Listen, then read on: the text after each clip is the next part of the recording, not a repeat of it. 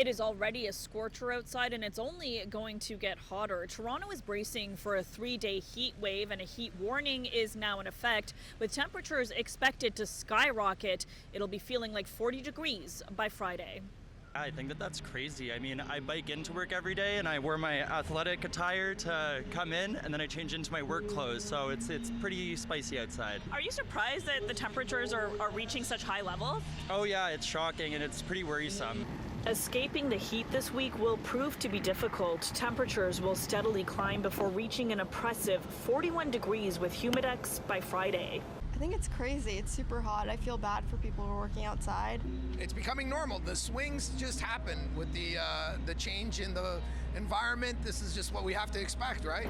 Heat warnings are issued when there's a forecast of 2 or more consecutive days with daytime max temperatures of 31 degrees. Environment Canada tells us this is the 3rd heat event so far this summer. Last year at this time, there had already been 5. We could actually say that it hasn't been as hot this year in Toronto relative to last summer thus far. So it's definitely not unprecedented. City officials tell us they began preparing as soon as the alert was sent. So we are mobilizing, right?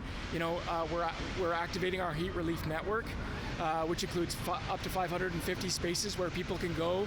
The city's heat relief network consists of libraries, community centers, shelters, drop-ins, 24-hour respite sites, shopping malls, and pools and splash pads.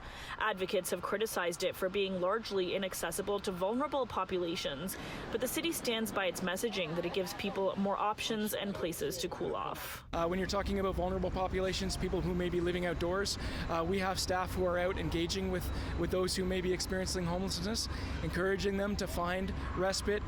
Environment Canada is advising to drink plenty of water even before you feel thirsty.